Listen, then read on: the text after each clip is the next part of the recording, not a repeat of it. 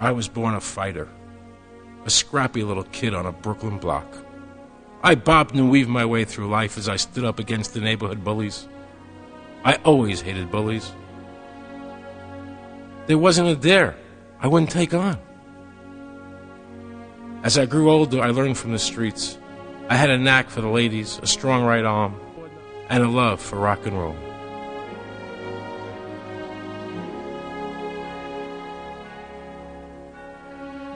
I opened a Chicago nightclub and booked big-name bands like the Grateful Dead, Led Zeppelin, and The Who. During the '68 convention in Chicago, I watched firsthand as the government raged out of control. I managed Bette Midler, founded the Manhattan Transfer, and was fortunate enough to win an Emmy, a Tony, and my films received 6 Academy Award nominations. I produced Trading Places, The Rose, and Wise Guys. But today, I am standing in front of the camera to fight for the rights of all Americans. Because today, I am frightened for the future of the country I love.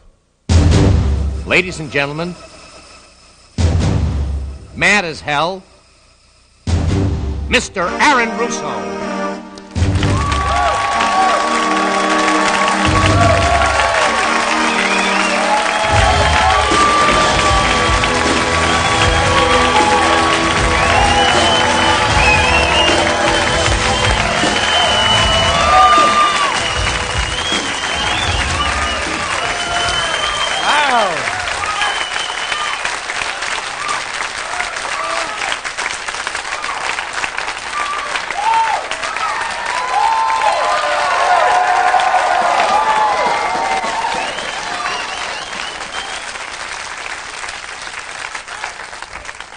Hello, everybody. Hello. Welcome to Mad as Hell. I'm here tonight because I'm sick and tired of what's happening to my country. I'm fed up, and I feel an overwhelming need to shine a light on, to illuminate our country's problems. And the most fundamental problem we have in America is that it is no longer a free country. And it is fast becoming a totalitarian state. I know those are strong words, but they're true nonetheless. Let me illustrate. Imagine you're calmly driving along in your car, minding your own business, obeying all the traffic laws.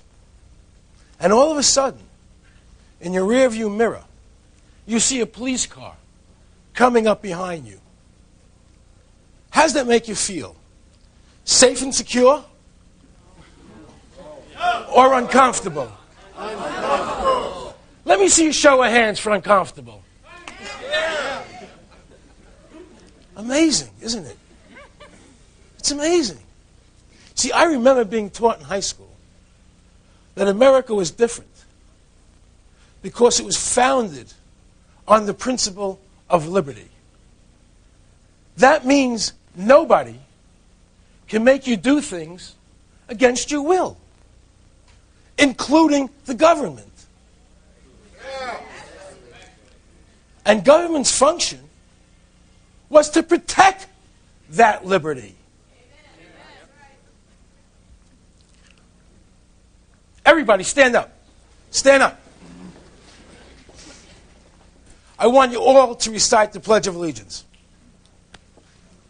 I pledge allegiance to the flag of the United States of America and to the republic for which it stands. Stop.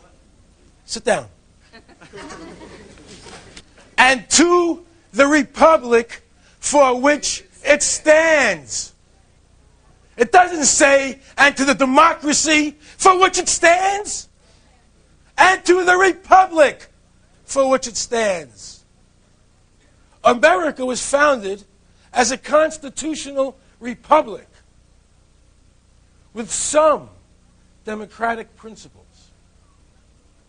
A republic is where 99% of the people can't take away the rights of 1%.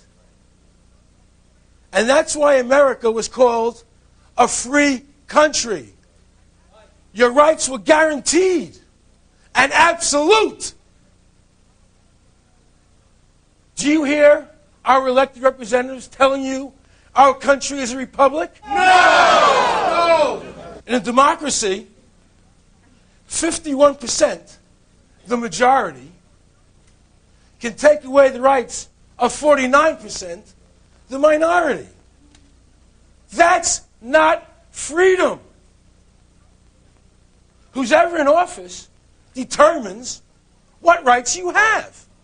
Like a ping pong ball, bouncing back and forth, back and forth. One says abortion's legal. One says it's not. One says gun control. Another says no. Taxes are too high. Taxes are too low. Balance the budget in 7 years, 5 years, 9 years, 3 years, 1 year, 18 years. Affirmative action. No affirmative action. Speed limit 55, 75. It's safer. It's not safer. It's insanity.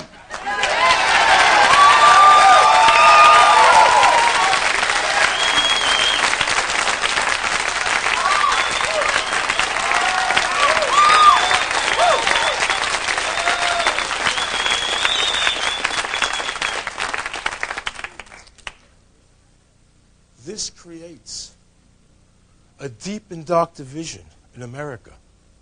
Left versus right. Rich versus poor.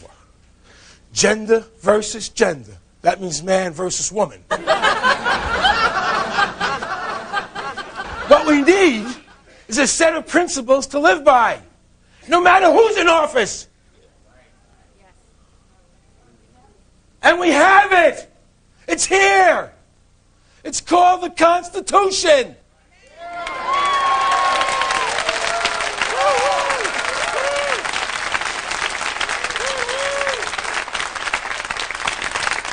Restore it. Don't ignore it.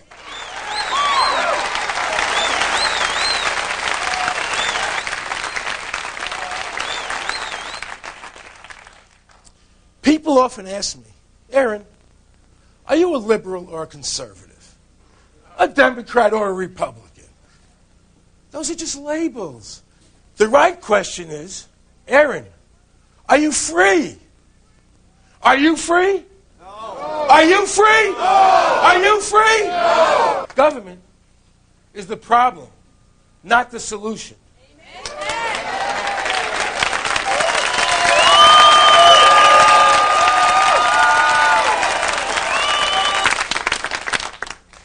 A big centralized government, like ours has become, manipulates us into strict obedience in the name of some contrived greater good.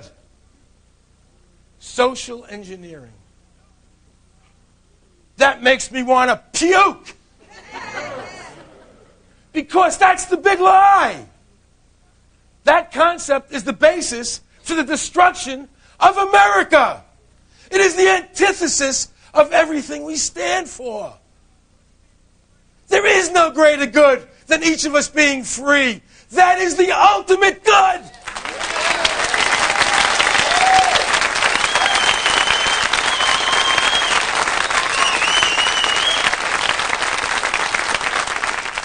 Instead, we have federal agencies with massive police powers. They just gave the Bureau of Alcohol, Tobacco, and Firearms 13 ground attack jets, armed with Sidewinder missiles. What are they going to do? Call an airstrike on Fred's smoke shop?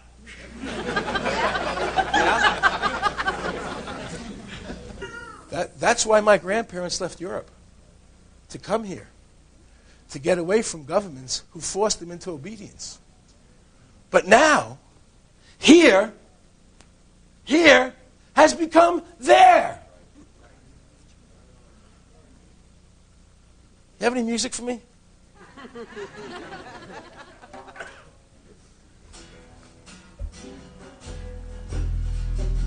Enough for that.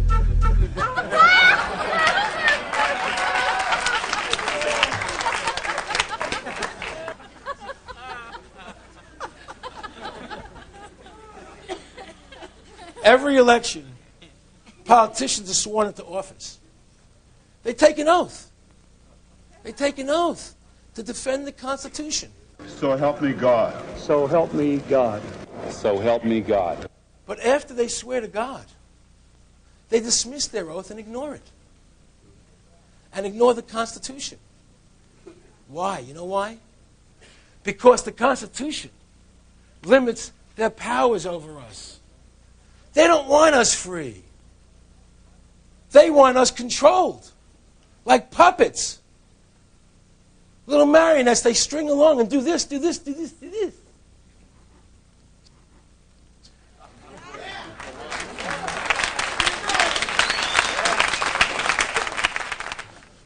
After the Oklahoma City bombing, the President and Congress called for the immediate passage of the anti-terrorist bill. The time is now to enact this important legislation. You can be sure that terrorists around the world are not delaying their plans while we delay the passage of this bill. It sounds great. Get rid of terrorism. Yeah.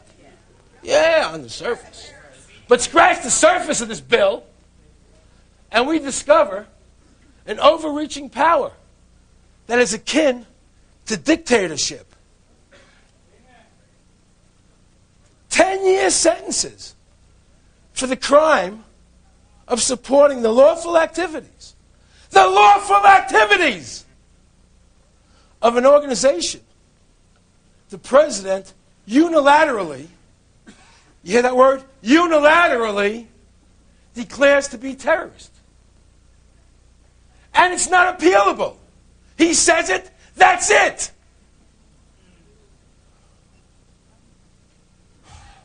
Gets me so mad. In addition, this bill allows five hand-picked judges, hand-picked federal judges, to hold trials in secret. In secret! Behind closed doors. Wait. Without a jury. And the defendant isn't even present at his own trial to defend himself. You know why? Because he doesn't even know it's happening.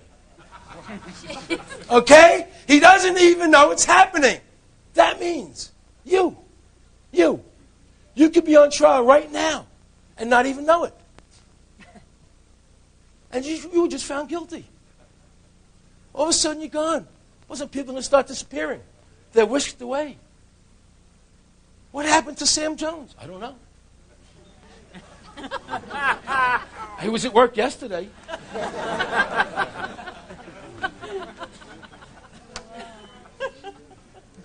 Does this sound like liberty to you? No! This bill is about furthering totalitarianism, not stopping terrorism.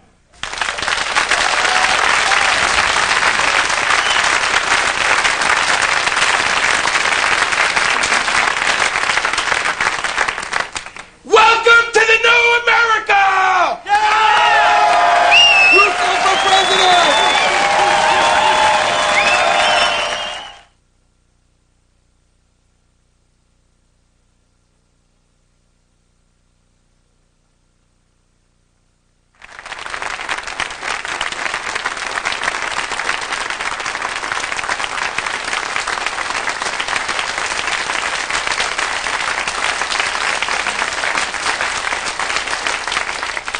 If you take a frog and drop him into a pot of boiling water, he'll jump right out.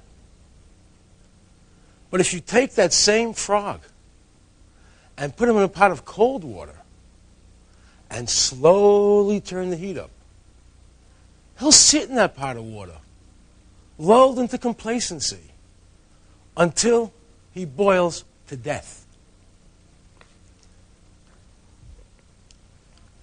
Ladies and gentlemen, we are that frog. And the water's beginning to boil.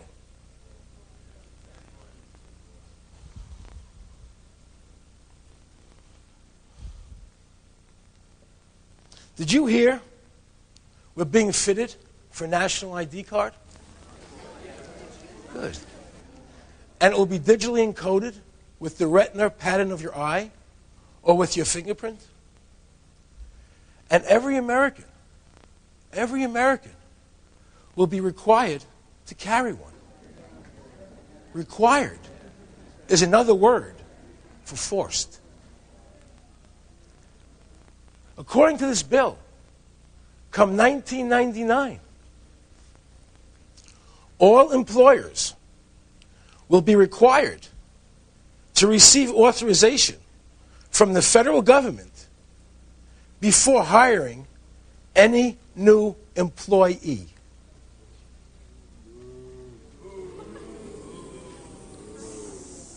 The social planners are forcing you to get their permission before you can hire anybody. And your name has to be on their database to even get a job. Do you want your name on their database? No.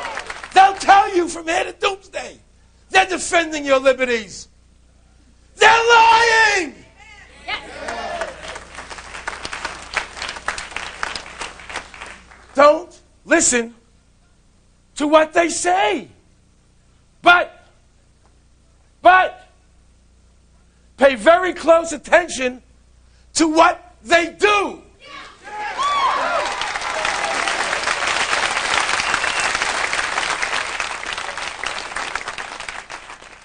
Thomas Jefferson said, the price of freedom is eternal vigilance. Well, how many of you have been vigilant? Or do you do whatever the government dictates and just accept it? Freedom is something you have to fight for. It's not automatic. In the history of the world, America has come the closest to being a free country. Let's not blow it.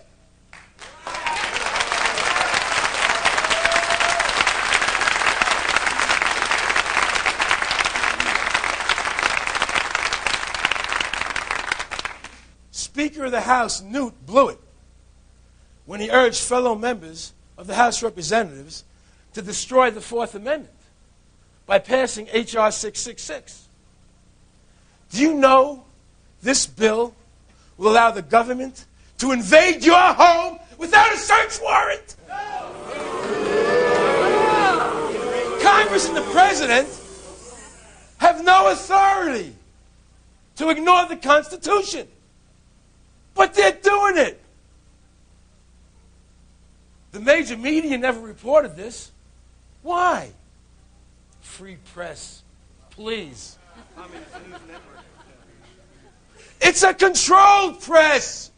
And what they don't tell you is costing you your freedom.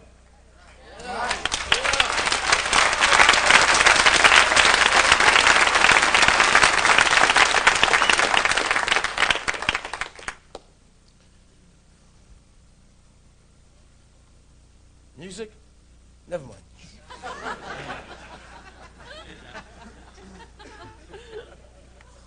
I'm on a roll. Why are you guys there anyway? I can't figure this out. Congress has passed the FBI wiretap bill. This requires that wiretaps be pre-built into all phone switching equipment by October 28, 1998. So that the Justice Department can listen in on any phone conversation in America, sitting in their office, pressing some buttons. Let's see what Aaron Russo's saying today. Sons of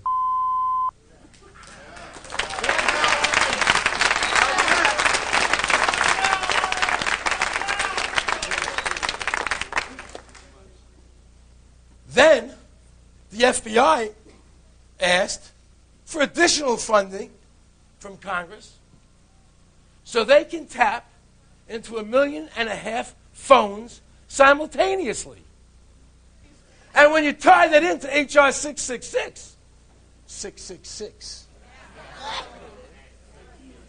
little nasty number there, they won't even need a court order. I think each of those freedom-loving members of Congress deserves a rectal adjustment.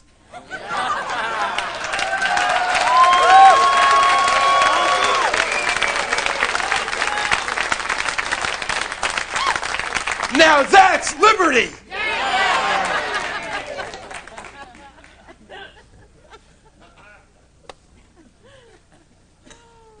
Almost everybody today is a criminal, according to the law.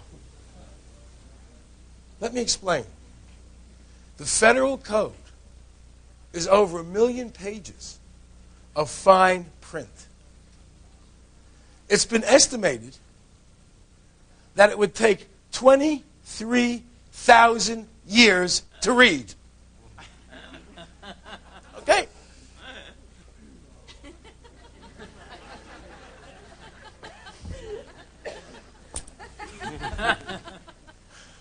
Yet, ignorance of the law is no excuse. We are responsible for all these laws.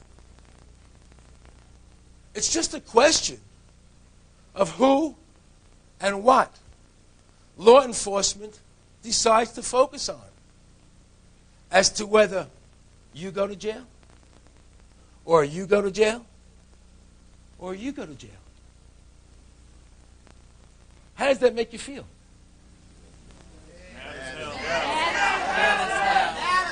Well, if you're black, I guess you already know.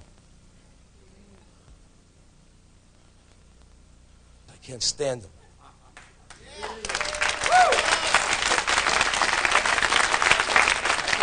I mean, I can't stand them.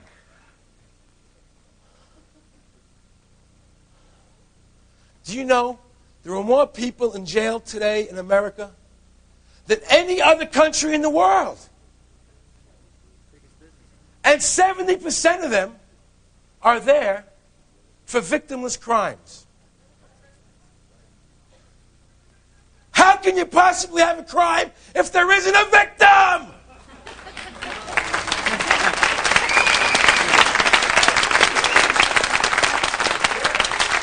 Idiots. They spent a fortune. They spent a fortune trying to put Heidi Fleiss in jail. And yet, at the same time, they let out a rapist who's victimized over 200 women. When they asked the rapist if he was going to rape again, he replied, That is information that will come out in the watch eventually. So right now the cards are still in the air. well, thank God they got Heidi Fleiss off the streets. I feel so much safer.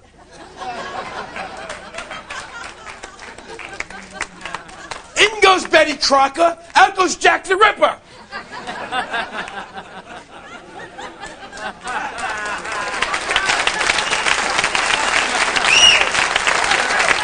It's insanity! It's insanity!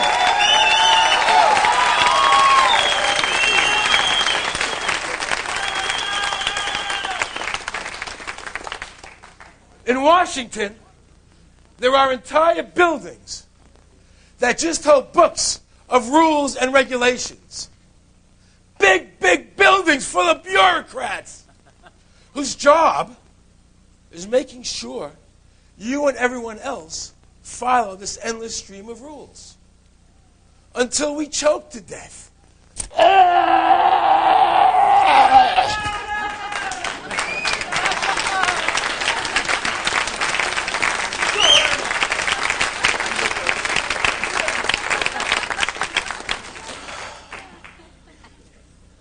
Oh, they put so much pressure on us that we have heart attacks and die.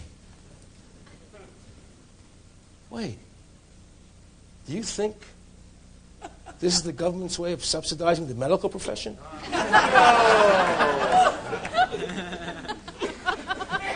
But Dr. Kessler of the FDA wants to subsidize not only the medical profession, but the drug companies as well.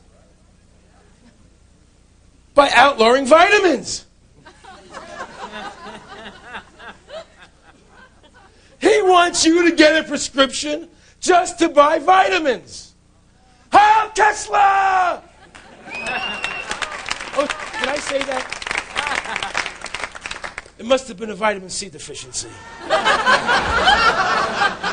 But nothing to worry about. I have Social Security.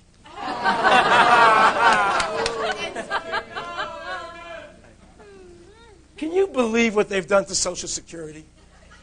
I mean, can you believe it? From a voluntary retirement plan, it's evolved into another mandatory tax. Have you ever heard of a retirement plan where the money is not in your name?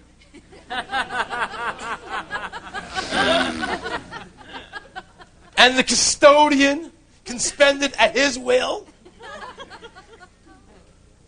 And you can't leave it to your heirs? And it's their way of keeping track of you to boot. Try running a private fund like that. And then there's the IRS.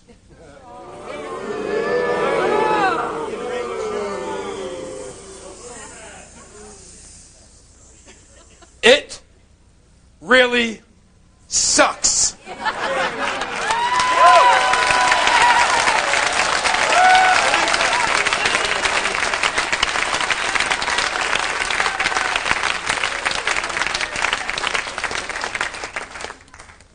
I didn't know whether to say sucks or steals. They're both so appropriate. They tax you your whole life. And when you die, they tax you again on the money you leave your family.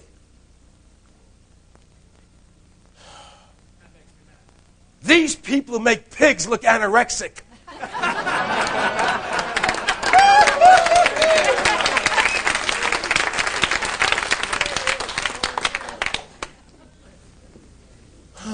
This is hard work.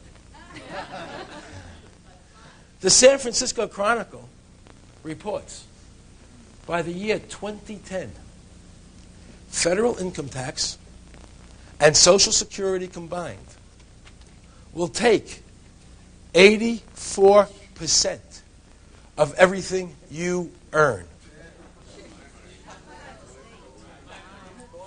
Now, I ask you a question. How can you raise a family if parents are supporting the government instead of their children? Of course morality is declining. Of course crime is soaring. How could it not? Repressed people strike back.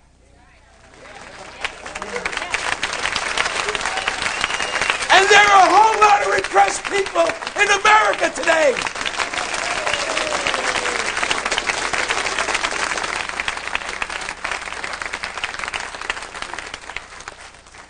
Do you feel repressed by the government? Yes! Let me see a show of hands. This country is just unbelievable. It's just unbelievable. Have you heard about GATT? The General Agreement on Tariff and Trade? The so-called Free Trade Agreement? It's 22,000 pages. It weighs 365 pounds. That's a free trade agreement? One paragraph, we have free trade.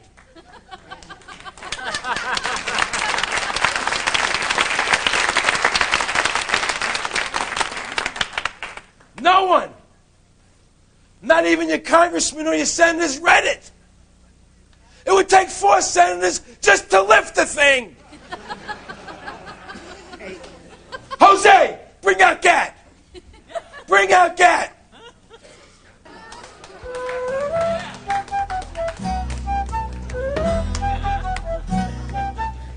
Dump it.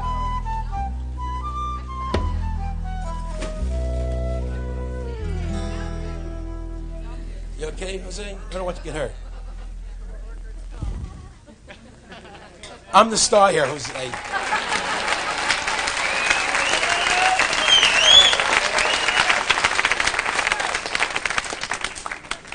And two arch rivals running for president, Dole and Clinton, pushed everybody to sign it.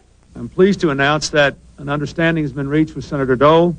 For the past 50 years, our country has led the world to create a more open and a more prosperous trading economy. I will be writing a personal letter to each of my Republican colleagues in the Senate, enclosing all of this material, asking them to read it very carefully and suggesting that, in my view, we ought to be all in support of GATT when it comes up next week. They don't know what it says! Do you understand the implications of that? It's time to wake up! And I'm here ringing the bell. Because nothing works. Healthcare, welfare, taxation, education, inflation, deflation, politicians lying, people dying, police state, subjugate, corruption, corruption, corruption, corruption!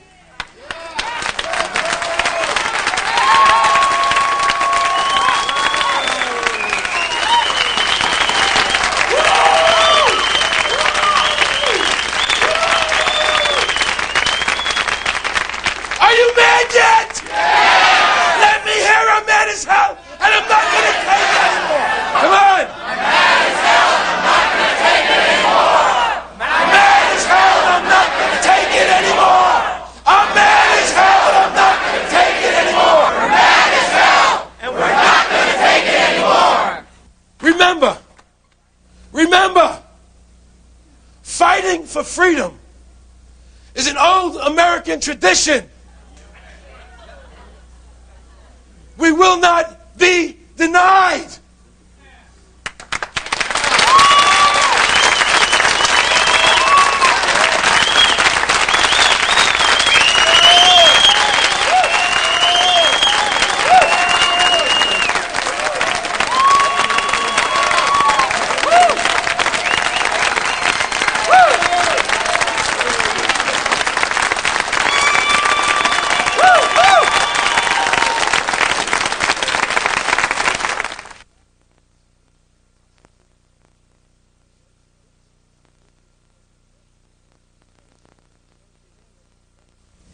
Recently, the Associated Press reported the results of a national poll asking Americans if they trusted their government. 70% did not. One of the reasons this figure is so high is people are becoming more aware that we have all but lost our rights to due process and the presumption of innocence until proven guilty. A man's home is no longer his castle. Tonight's show is going to focus on asset forfeiture. Using that catchphrase, government agencies can lawfully storm your residence and seize all your assets. That includes your home and your bank accounts. Last year there were over 250,000 asset forfeitures. That's 5,000 every week. And 80% of those victims were never charged with a crime, much less proven guilty of anything. And in some cases, people were even killed in the process. Captain DeWitt here. Yeah. I'm on a search warrant with the Hidden Hills crew on this marijuana eradication thing. Yes. And they just, looks like 927D here. At the location? Yeah. Somebody there? No, we put him down. We killed him? Yeah. It's scary, you know. I never, ever would have thought that I would witness my husband executed, literally executed, third world country style. Donald Scott died in his living room on October 2nd, 1992, gunned down by police. Now, his widow says that Donald was the victim of a law that makes the seizure of private land so financially attractive to law enforcement agencies that they have begun to assume private citizens guilty till proven innocent. The story begins here at Trails End Ranch, 200 acres in Malibu, California. Current value $5 million. Landowner Donald Scott was a multi-millionaire due to a family inheritance. He was handsome, prosperous, and married to Frances Plant, a woman half his age. But their passion for each other blinded them to age differences. I would tell him he's 61 going on 16. He had so much energy, and he was just so much fun to be around. We had the best time. We just had a ball. I don't think any two people have ever been happier. But their idyllic life at Trails End soon became a Gothic nightmare.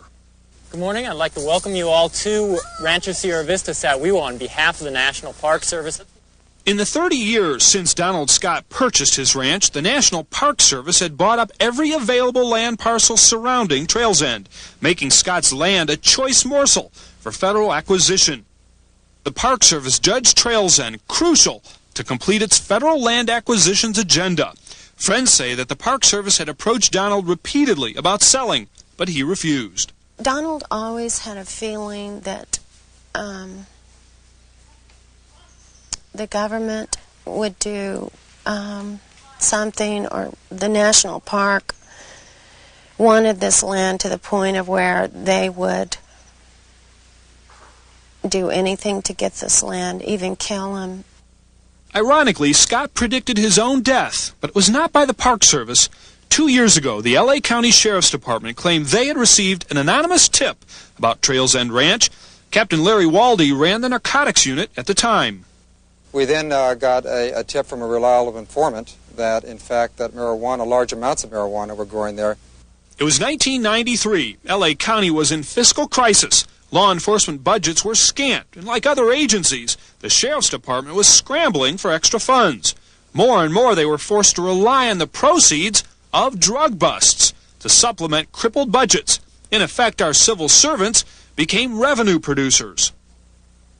Discovering drugs on private land allows a law enforcement agency to seize the property, sell it, and take the profits. That is called asset forfeiture. It is highly controversial in that it gives an incentive to law enforcement agencies to say that drugs exist, to pretend that drugs exist, even when there aren't any. Financially motivated to confirm the anonymous tip, Deputy Sheriff Gary Spencer ordered aerial reconnaissance, and DEA agent Charles Stowell complied. In a flyover the ranch, he claimed he saw 50 marijuana plants attached to lines suspended from tree branches. There is virtually no way that Stowell could have seen through that canopy of trees. It's like a rainforest. It's impenetrable. Michael Bradbury is district attorney for Ventura County. His investigators studied the Scott case for months. Their findings were explosive, concluding the L.A. Sheriff's Department was motivated in part to seize the ranch for the government. I think Agent Stowell was under tremendous pressure from the Los Angeles Sheriff's Office in the person of Deputy Spencer to come up with the opinion that marijuana was being cultivated on the ranch.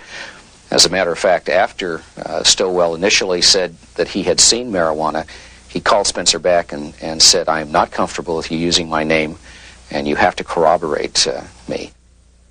Despite Agent Stowell's reservations, the Sheriff's Department marshaled ground teams from the National Park Service and the Border Patrol. But even their ground surveillance turned up no marijuana. Nevertheless, law enforcement still commandeered a search warrant and ordered the troops to move in. 27 people were at the scene. There were at least 5 different agencies. You had the National Park Service there because we worked with them in dealing with the marijuana eradication program.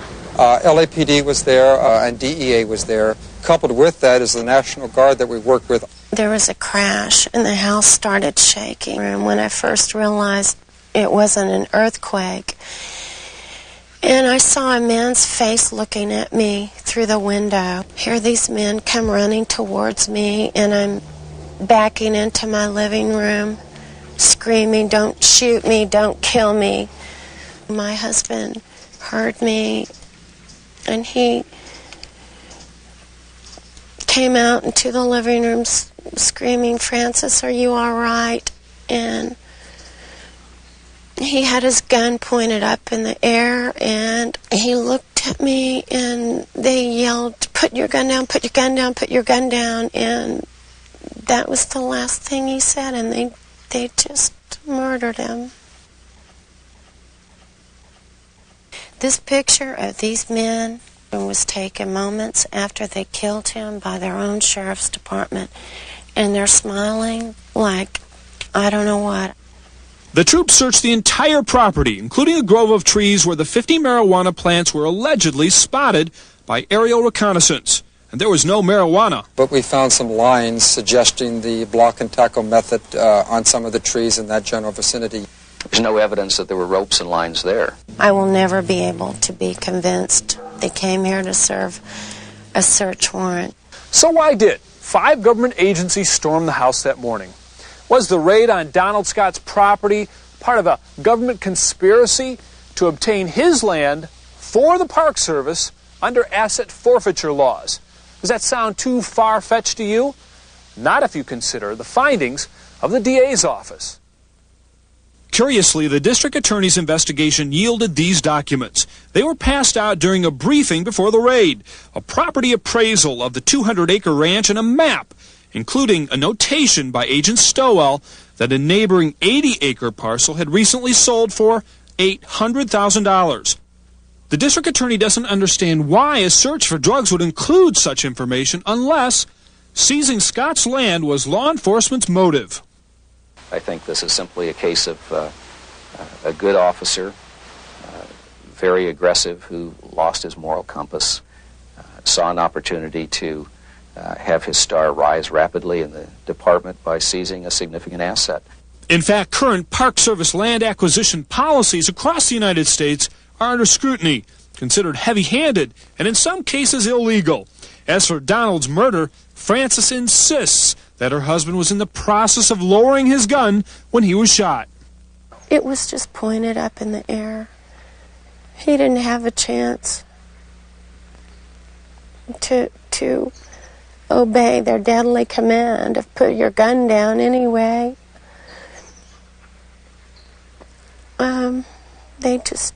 They just blew him away. And Frances's nightmare just kept getting worse. Months after Donald's murder, the ranch house burned down. Frances says it may have been arson. The house is burned down because the national park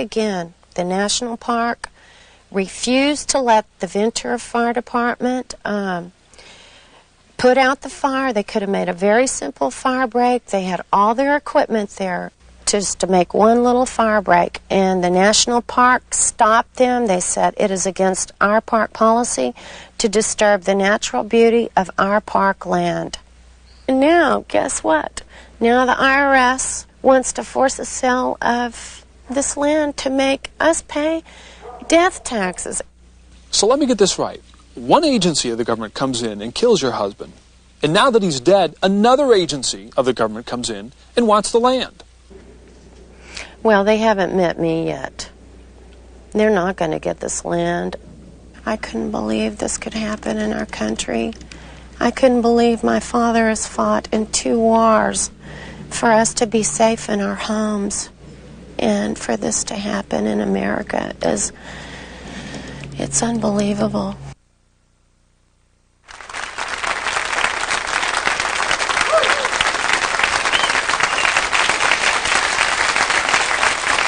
That piece was absolutely frightening. And the fact that the 2 deputies who shot Donald Scott are still in service only goes to prove the point that the government is unaccountable. We are very fortunate to have with us on today's show 3 of America's foremost experts on asset forfeiture. Brenda Grantland is a graduate of George Washington University's Law School. She presently serves on the board of directors of FEAR, Forfeiture Endangers American Rights. And Jeffrey Steinborn is a graduate of Yale Law School and a prominent Seattle attorney who specializes in asset forfeitures. Judy Osborne is a hooker from Santa Monica Boulevard. No, I'm just kidding. I'm sorry. A little.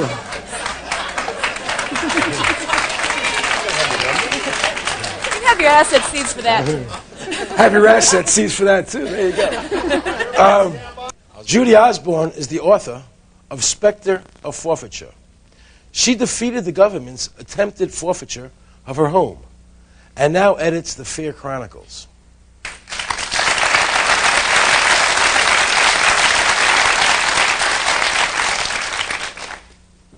Is what happened to Donald Scott a rare occurrence?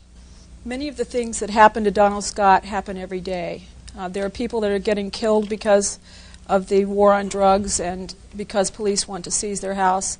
There are many instances where the police lie to obtain a search warrant. And there are many times when the raids are made on places where no crime is being committed. Mm-hmm. So how does civil forfeiture differ from criminal prosecution? It's so easy to forfeit something civilly. All they have to do is say that we want it and come and get it. And at that point it becomes your burden, you the property owner's burden, to hire an attorney if you can find one who understands the law and to go there and prove that the government doesn't have a right to your property. So it's enormously different. Really all the government has to do is wish for it and it's theirs until you can go try to get it back, which is very difficult. Wait, are you saying to me that under civil forfeiture the government doesn't have to prove anything? No. There's no due process of law? No, that's correct. That's what I'm saying. So they can seize your property based on hearsay, and hearsay is really nothing more than a police officer standing in front of a judge and swearing to something for which he's not accountable. And that's enough to get the papers to seize your house. Then you have to go back to court and try to prove that your house or your property is not tainted by some unlawful conduct. So how does do the police or the authorities decide whether a case is civil or criminal? Well, I think nowadays they have to think more seriously about criminal because of some new developments in the law. But up until about a year ago, the courts had ruled that civil forfeiture of your property was not punishment, and therefore the government didn't have to follow the usual rules that they have to follow when they try to punish you for committing a crime. So if the authorities have the option of saying this is criminal or civil, they can always say it's civil because it's easier for them to take it. Absolutely easier. And that's what they do, and that's why for the last 10 years the government civil forfeiture program has really been running amok. What you have here is the government, well, the looters are in the wheelhouse, and they're using the government as a way to loot the country. And the result of it is that the police in situations like this really run around like children without adult supervision, taking what they want. In about 90% of the cases, there is no recourse. The property's gone, and whatever rights may have been violated along the way are simply ignored. Fortunately, assassinations are rare, but they're certainly not unheard of, and I'm sure we haven't seen the last of them. So they can, if they want to, they can just come in and say that they can just plant evidence and they can do that too, but they don't have to. They don't need evidence. They don't need evidence. They need a cop. We all know how honest cops are. They need a cop who's ready to swear that somebody reliable told him or her that there's pot in your house or that you sold some drugs or committed some crime and that the fruits of that crime are invested into your real estate or in your bank account. So if some informant says Aaron Russo is growing marijuana in his backyard and the cops come and raid my house, they can seize my home, my bank accounts, based on the fact that some informant said that. That's correct. An informant who stands to gain 25% of your seized assets. Whoa! Wait a minute. No! You mean the informant gets a piece of this action? Yes, either in reduced jail time in some cases, but most often up to 25% of the forfeited assets. It's right there in the statute. It's right there in the statute, yes. So I'm going to call up on everybody in here. Hey! This one. Let's seize their house. I'm getting 25% of that? And it places the owner in the untenable situation of trying to prove a negative. I challenge anybody here to prove there was no marijuana in your closet on this day 2 years ago. Prove it. That's the scary part about it, and what's happened. You know, Aaron, we've been talking about the Constitution, but this demonstrates very clearly the Constitution is what the judges say it is. And if the judges say this is constitutional, then it is. And so one of the problems really is that the judges, we have to have some judges who have the courage to talk about what your rights are and to be offended by this. But the Constitution is very plain English. It's not very difficult to understand. Well, you would think so, but historically it's always been nothing more than what the judges say it is. And this generation of judges seems to have a low esteem for some of these rights that we hold so dear. So who's vulnerable to forfeiture? Like everyone. Anybody. You know, there are lots of cases now where third parties are having their assets seized because of something someone else did. Say a landlord-tenant situation, for example. You may own an apartment building and someone living in your apartment may be selling drugs. The police will come to you and say, get that tenant out of there within 2 weeks or we'll take your property. And you go to your lawyer, you find out that the local landlord-tenant law requires you to give your tenant due process. So you start going through the due process that you're required to give under the local landlord-tenant law, and that's not fast enough. They come in and seize your property. There's a couple in Southern California, retired Army, I forget his office. He was an officer, and this was his retirement property, and he lost his entire rental property because he couldn't get the tenant out fast enough to please the cops. If you're a landlord, the situation is even more frightening than that because they can search your rental property illegally. Just kick the door down without a warrant. And if they find something growing there, then they can seize the house. And you, the owner, the landlord, don't have the right to object to the illegal search because you weren't living there. I just had a case like that last week, yes? And they are not embarrassed to stand up in court and say, yes, we're going to take his house, and he has no right to complain that we kicked the door down without a warrant because he wasn't living there at the time. In fact, reporting your suspicions of your tenant's illegal activities to the police is cause enough to have your house forfeited because that puts on the record that you knew that there was something illegal going on. Right. So you can't show your innocence. So you're in a catch-22 situation. Yes. So how does an ordinary citizen protect themselves? You try to get the laws changed. Right now, everybody is vulnerable. You can have your assets forfeited for making an incorrect statement on a loan application. Fish and Wildlife not long ago seized a tractor under EPA laws because it ran over an endangered rat. Oh, it didn't help the rat. I heard about that. The Vietnamese farmer was tilling his land with his tractor. He ran over a kangaroo rat, and the government came and took his tractor. They tried to put him in jail for 2 years for running over a kangaroo rat. This is unbelievable. Do you know why I'm so mad? Do you understand what's going on here, guys? I mean, this is sickening. And it's our country. If you are a member of a corporation and one individual in that corporation is indicted for instance, a money laundering operation, the government has a theory of tainted money, where his tainted money contaminates all your good money like a drop of ink in a glass of water. And so, therefore, the whole corporation's assets can be forfeited based upon the alleged illegal activity of one member. What is this about legal fiction, that property has no rights so they can take it? How does that work? Can somebody tell me? This is a very old concept that goes back to biblical times, basically. If an object, it's called deodond, if an object is used to kill a man, then like a sword is used to kill a man, then they would say, well, that sword was guilty and we're going to take it away from the owner and destroy it.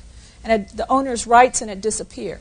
And they're using that fiction. It's a lie. A fiction is a lie. But as an example, I heard about a man who lost his airplane because he said the airplane had no rights. It doesn't matter if the man owned the airplane.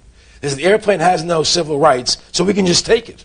Or we can take his car, or we can take the money, because property has no rights, ignoring the fact that people who own the property have the rights of ownership. Right. That's the legal fiction, am I correct? Right. Explain to me about the 30 days, how that works. That you have 30 days to argue against the seizure, and if you don't do it within 30 days, that you can't get it back? There's a very important part about that I think that you're overlooking. When they take your property, they could hold it for a long, long time and then send a notice out when you happen to be on vacation or whatever. You've got 20 days not only to file a claim, but to pay a cost bond of 10% of the value of the property in order to even fight to get it back. So in order to get a hearing, you've got to pay for it in advance. But if they just took everything you own, how can you pay for anything? Well, you're indigent, and of course you can't hire a lawyer, but because it's a civil case, you are not appointed a counsel. So you have no money left to hire a lawyer.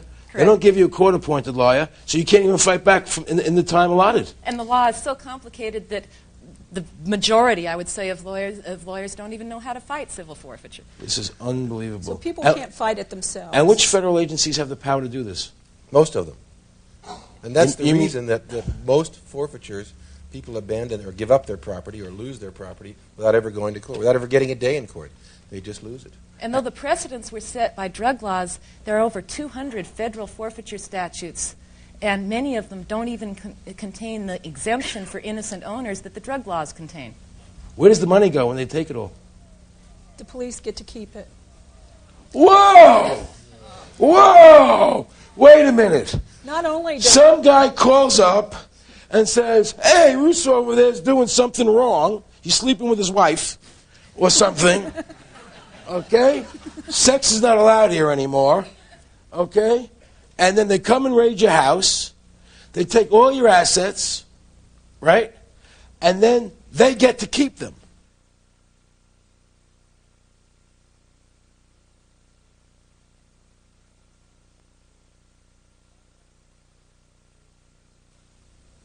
Now, a few days ago, something shocking came across my desk. A new bill, H.R. 1617, the Career Planning Act. Whew. And it's already been passed by both the House and the Senate.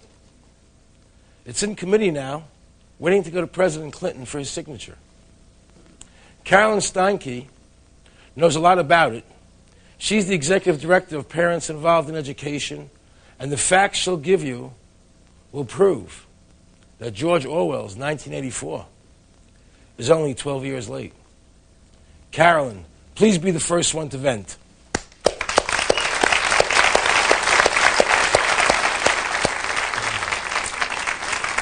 Children in this nation, as a matter of fact, in our wonderful United States, are scoring lower than third world nations when it comes to getting an academic education. But we know that problem. Tell us about H.R. 1617. H.R. 1617 came to light when we realized that there was a plan. The reason why they are dumbing down our children is the Clintons' plan for human resource development. It is a plan in which the government has decided to join in a partnership with parents in the raising of their children. Parents and the government are going to be a partnership? Yes, 50% arrangement until a child, of course, has been designated at risk. Now, they call the plan cradle to grave. Cradle to grave, meaning that from the I call it sperm to worm.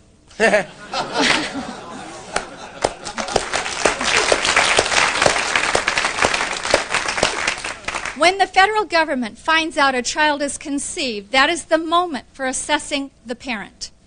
And from that time on, every child will be assessed, and they will be qualified, and they will be scrutinized. And if for any reason, according to the plan, these children are not meeting the criteria that the federal government has set for their well-being, which could be anything, we have that also, the at-risk designations could be anybody's child. The child of an obese parent, the child that has too few toys or too many toys, a child that was a low birth weight, 6 pounds. Do you know what that brings? That brings with it the federal government looking into your home unannounced 8 to 10 visits a year to monitor. What does that mean? They can just come knock on your door and walk in the house? Absolutely. If your child has been designated at risk. And who designates them at risk? If they fall into the criteria, whoever is the case manager, the social worker, the person. No! Absolutely. No! Now, that's what we've been finding out. But then we take it a step further and we find out why. Why? Because this whole society is in the process of being recultured. And they say the reason for the Careers Act is that we need to change our labor force because it's so dumbed down, that we have to be able to be competitive in the new world. In the global market, we need global workers. Well, I'm telling you right now, Aaron, with the way this country is hemorrhaging and our manufacturing is going to other countries, the only way this human resource development, human beings who go to get a job are going to be competitive in a third world market is if they're going to work for 1/42 of the normal wage. Now, the governing board at the federal level sets up a national plan for workforce development, a national employment agency where all frontline jobs, public and private, must be reported. And all vacancies and anyone looking for work must report to the National Employment Agency. So does that tie into the Feinstein bill with the Immigration Act that we have to go? That's it in a nutshell. That's it. Now, they're totally radically restructuring education. And the plan, the legislation calls for integrating career-based curriculum at the earliest grades possible. Little kindergartners are now going to start talking about careers, and now they're going to start being investigated, analyzed, and surveyed as to what is their best potential for their future. And Aaron, guess what? Your children and my children and the children in this audience are going to now be picking their career for life and being trained specifically for that career by the 9th grade. Not my children. Not my children. Does this sound a little bit like the hammer and the sickle? Well, I think, Carolyn, I thank you for coming here and telling us all this. I think Carolyn deserves a big round of applause.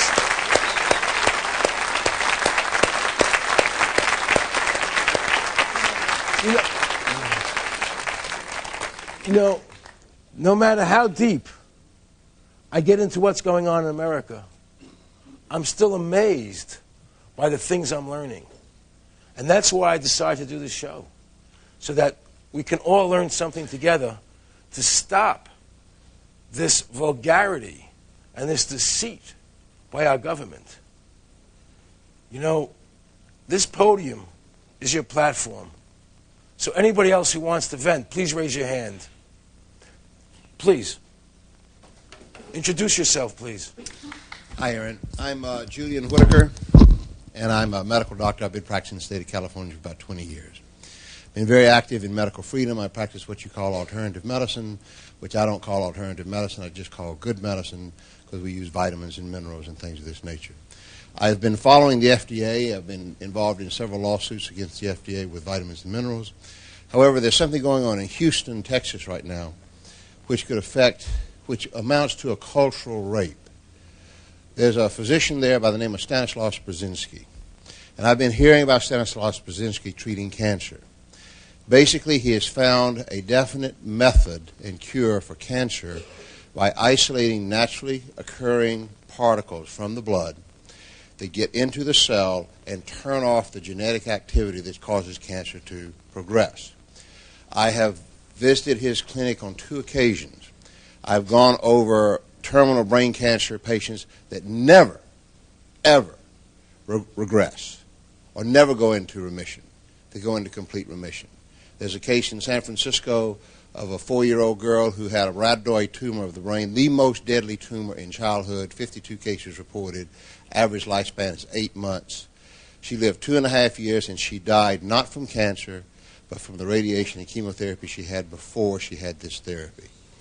Now, I've talked to leukemia patients and lymphoma patients, complete remission.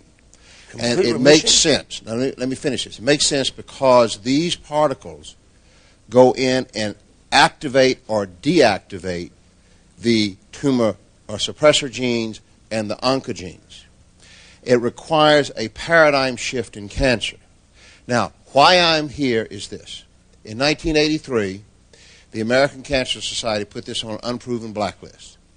2 months later, the FDA filed suit in federal court in Houston in 1983 to put Stanislaus Brzezinski out of business and to destroy his discovery. Well, let me ask you a question. Why is it in their interest to stop a cancer cure? Why is this happening in your mind? Whenever there is a true discovery in any culture that requires a shift of paradigms, the paradigm we have in cancer now is you cut, burn out. This paradigm is you stop it at the genetic level. You don't have to cut, you don't have to burn. All of that, the billions of dollars of industry, goes down the drain. So there's 3 areas of resistance to this. There's the government, which is illegalizing it. There is the oncologists, which are hot and bothered because he represents a challenge to their belief system. And then there's the insurance company, which basically is governed by the physicians. Would it be possible to bring Doctor to the show here one day? Yeah, absolutely. Absolutely. Thank you.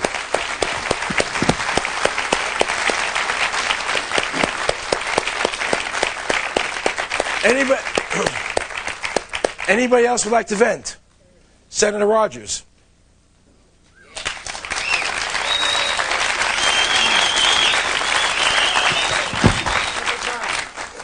Thank you, Aaron. And I'm mad. Let me tell you why. Please. I'm mad because the federal government has literally turned their back on not only California, but all the border states. And let me tell you what I'm talking about. Every night, several thousand people enter into our state illegally. They break our law. They're illegal aliens. They come across the border almost unrestricted. 80% of every newborn child in Los Angeles County is born of an illegal alien parent. And the California taxpayer is picking up the tab. Mm-hmm. Now, I'm mad because the voters, Article 1, Section 4 of the Constitution, and I wish some of the federal judges would read it once in a while. That's a far... I guess so. It says clearly, it clearly says that the federal government is charged with the responsibility of protecting the individual states from invasion. We are being invaded. California, Arizona, New Mexico, Texas, Florida, literally being invaded by people who break our law and come into our state illegally. Now, 15 months ago, the people in the state voted, 59% voted for a proposition called 187.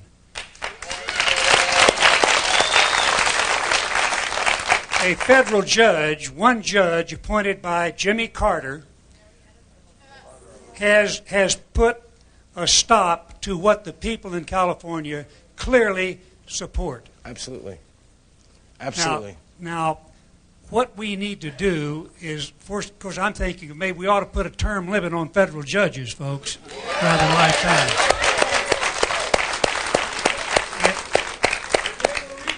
It is not fair to the people in California. What's happening? We are required, according to this federal judge, to provide free welfare services, free medical care, and a free public education to all of these people that come in and break our law and come into this state illegally. And it's time that we told the federal government, look, you either do it or we're going to do it. Amen. Now, the federal judge, let me tell you how contorted her reasoning was in using the Constitution. She said, well, Prop 187, you are making immigration law, and that is the area for the federal government. That's not what 187 was about. 187 was merely saying the state of California has the right to remove the incentives that are acting like a magnet that are drawing these people into our state. That's all 187 does. Right. It doesn't monkey with immigration law. So it's time that we put a stop to it, that we reaffirm the sovereignty of the state of California, and we do what we know we have to do to spare and preserve and rescue the taxpayers in this state. I'm mad.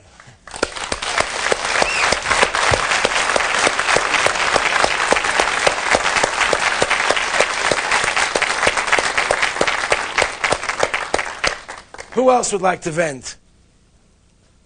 God, I see a lot of us. I don't know if we can go with as many people.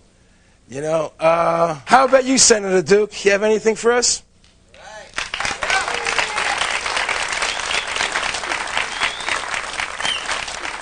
Please introduce yourself.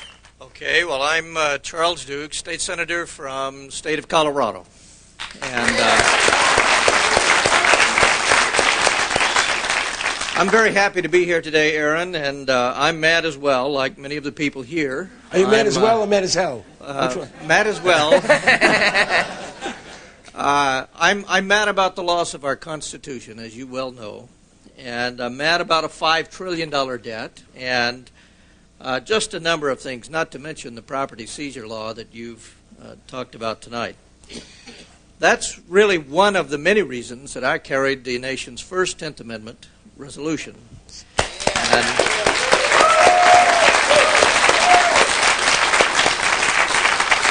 that resolution restores to the states the power that I believe rightfully belonged to them all along, Absolutely. but has been stolen from us by this rogue Congress. Now, That resolution had two parts. It said, first, the state of Colorado hereby claims sovereignty over all powers not otherwise enumerated and granted to the federal government by the United States Constitution.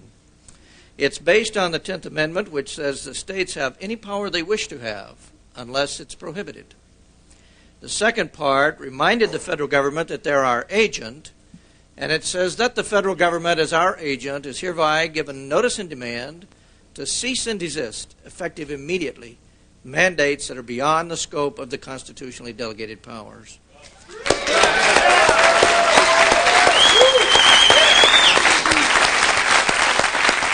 Colorado wasn't asking the federal government for anything. We were telling them the way it is.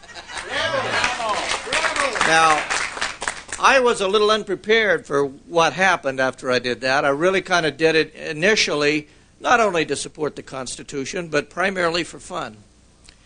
Well, it really took off across the nation, and in fact, Senator Rogers sponsored SDR 44 here in California, and that has passed as well.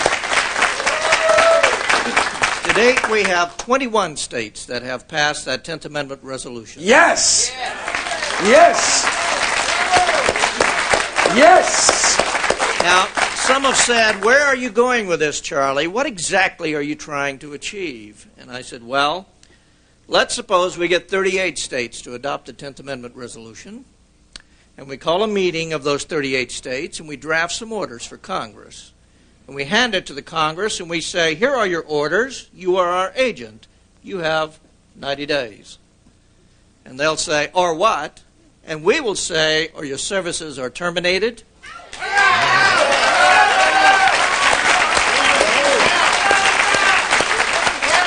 And there will be new elections to replace you.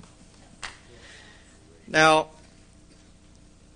there are good things happening in our government, some of them at the state legislative level, even one at the national federal level. Because in Montana there was a bill, didn't pass, but I'm sure it'll be introduced again, to require any federal agent to register with the local sheriff. Oh, great.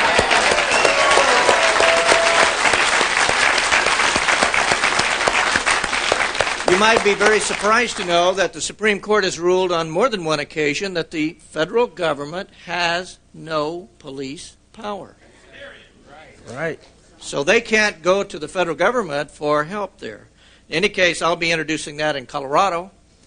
And Senator Rogers has told me if I'll get the data to him, he'll introduce it for the state of California. Yes.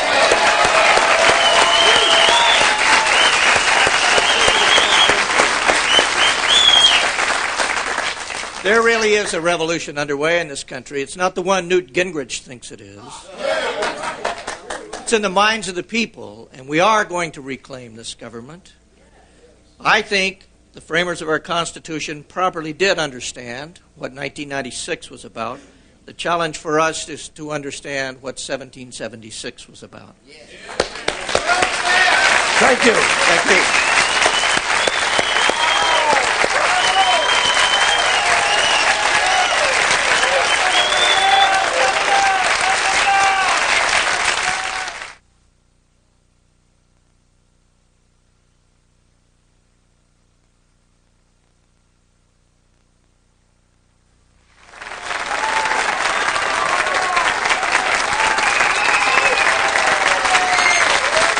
Here's a remarkable friend of mine who I love dearly and who's given a lot of thought to the subjects we've been speaking about tonight.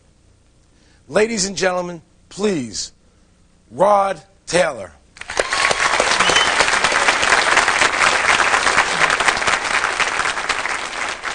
I'm here to talk to you about the problem of slavery. It didn't end in the 1860s. It's a social malady that's with us today, and it's increasing in its scope and virulence. The desire to enslave our fellow man is unfortunately intrinsic to the human character. It has been with us since the beginning of time, on every continent and in virtually every culture, from ancient Egypt to Babylon to Greece and Rome, Africa, Asia, Europe, and the United States. Germany and Japan openly practiced widespread slavery only 50 years ago, and the Soviet Union until less than a decade ago. China even today. It's a disease of our human nature, and yet people are under the impression that it no longer exists. I say to you that in a subtle form it exists in America today, and it's becoming less subtle and more manifest. Madison Avenue has just cleaned it up a little bit, dressed it up in new words. The slave master is now Big Brother, someone to protect you, someone to confide in. But it's all the same. He owns your life. This may sound far-fetched, but I think I can prove it. When the IRS allows you a tax deduction, they and their congressional collaborators and the media call it a tax subsidy. In other words, they designate it as a gift to you, a subsidy. The only way they could conceive this terminology is by presupposing that they, i.e. the government, own all the money. Their view is that they're entitled to it all. That which they allow you to keep is their compassionate and generous gift to you. How can this be? You create the money by your efforts, your sacrifice, your creativity, your risk-taking. So how can it belong to them? It's very simple. They own you. They own everything you produce, your money, your house, your thoughts and ideas, your children. If you go to a foreign country to work, you still have to pay the U.S. income tax. You could dig a hole in the middle of Siberia and they'd be entitled to a cut of your wages because in their minds, under their law, they own you. They create arcane and esoteric laws to criminalize you. You may try, but you can't obey them. You can't even understand them without a lot of professional help. You have to run around slavishly collecting little pieces of paper, receipts. 7 years of detailed financial records because you might be called on to give an account of yourself to the big boss man. And if you've made a mistake, he can take everything you have. He loves it that way. That's total power over you, slavery. I don't remember when we, the people, signed over ownership of ourselves. It just gradually happened by them taking more and more of our freedom. But here's the worst part. It's really only just begun. In this modern age, the information age, getting your money is not enough, even though money, don't let anyone deceive you, is the material source of your freedom. Now, however, they want your mind. If you deviate in your thinking, if you commit one of the 10,000 taboos, and they perceive your actions as a threat, they'll come out and kill you. It was the thought police who killed the children at Waco and Ruby Ridge. Neither David Koresh nor Randy Weaver, whatever things might be said about them, had ever mugged anyone, robbed a 7-Eleven, or committed forcible rape or murder. But they did have unorthodox views, and therefore it was necessary to round them up and deal with them. Whatever their crimes were, they could have been arrested and tried openly in a court of law. But that was not the aim of certain factions in the government. These statists wanted a massive demonstration of force to show who was boss. The penalty for resisting is death. After all, we're not free. We belong to the government, and deviant thoughts will not be tolerated. In the aftermath of the horrible Oklahoma City bombing, government propagandists tried to intimidate the people into silence by recklessly linking criticism of the government to acts of murder. Some people ask, how can you fear your government and claim to love your country? Our response is, how can you love your country without fearing your government? Who else holds a counterfeit license to kill, incarcerate, and confiscate for non-crimes? Remember, America is about liberty first and last, not obedience to bureaucrats. The Washington power clique wants you to shut up, get in line, do what you're told to do, and most outrageously, think what you've been told to think. We have hundreds of politicians and thousands of lobbyists crawling all over Washington, thinking of ways to control you, to extend their will over you, to subvert your freedom and replace it with their will, to capture, that is, to steal your life force. And so we should all be very angry, because anger is the engine that drives our will to resist. And without resistance, without awareness, they will take it all. That's not just politically perverse.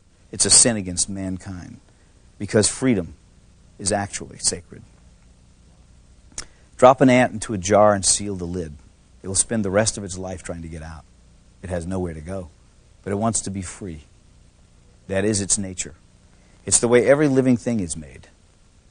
Once, a long time ago, I saw something at the zoo, a wolf lying in its cage. I thought about how this magnificent animal was the end product of millions of years of evolutionary design. A nose that could detect the faintest scent, ultrasonic hearing, eyes that could see in the dark, teeth and jaws capable of crushing thick bone, heart and lungs that could run him for hours in a sub-zero blizzard.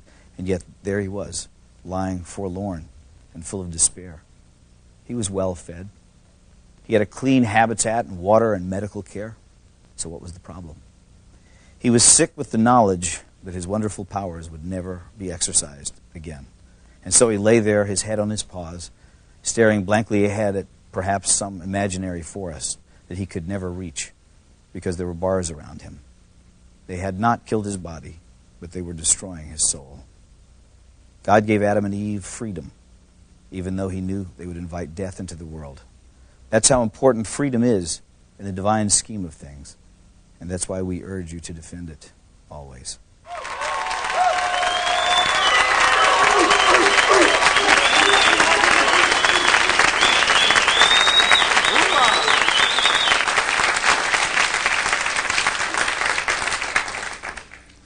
I've often wondered what George Washington, Sam Adams, and Thomas Jefferson would do if they were alive today. Not much. They would have been in jail. You know, a lot of intelligent people warned me not to do this show. Said I was putting myself in danger. But that's precisely why I'm here today.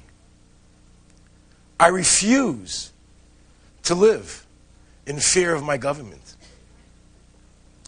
We have to take personal responsibility for our lives. They think of us as statistics. They lump us together in groups. 65% of the blacks think like this. 75% of the women think like that. 27% of the Jews think this way. And 61% of the Christians think that way. 50% of the men think this way. And out of that 50%, 46% of the circumcised ones think another way. It's all bull.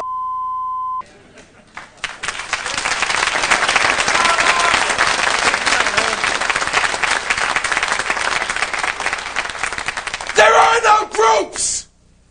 We're individuals. Group thinking is no thinking.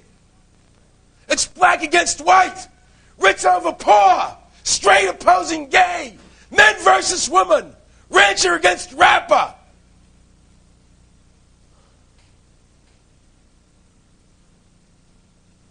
It's only as individuals that we will ever find harmony and peace. Bill Clinton and I are both white, straight, male Americans. That's 4 groups we share. But do I think like Bill Clinton? I can't stand Bill Clinton.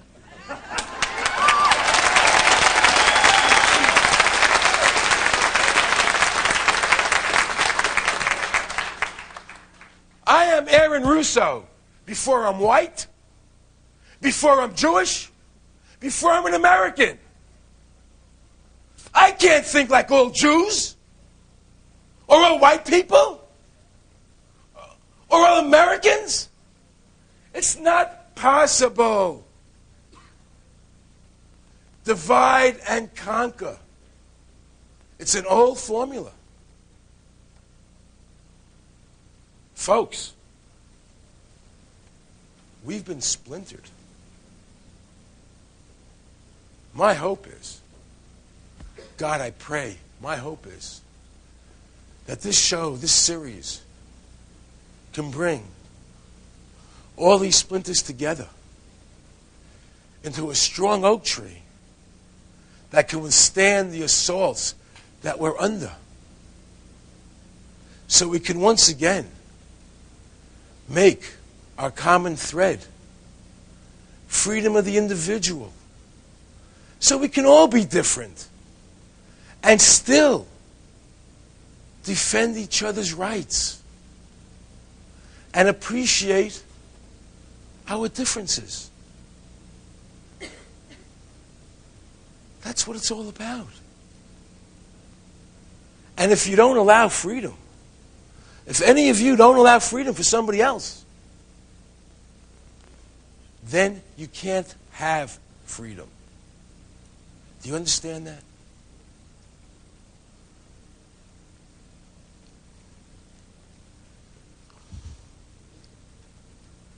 We don't have much time, folks. The free America that we all knew and loved may be gone forever. That's frightening. That's damn frightening. It's time for all of us to stand up and say, no matter what my gender, my race, my age, my education, or economic level, rich or poor, I am first a human being. And I'm ready to start behaving like one again. I open up my arms and my heart and respect every other person in this country.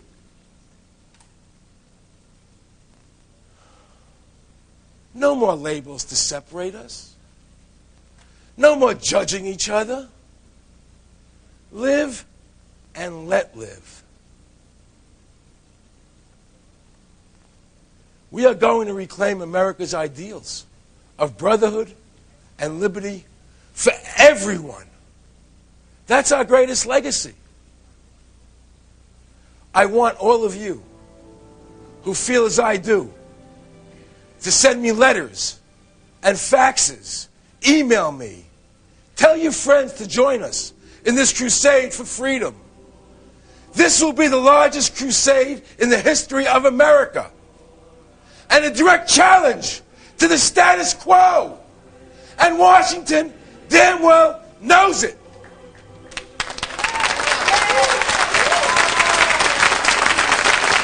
Make them understand that we, the people, are the sovereigns, not them. We love you, Ed.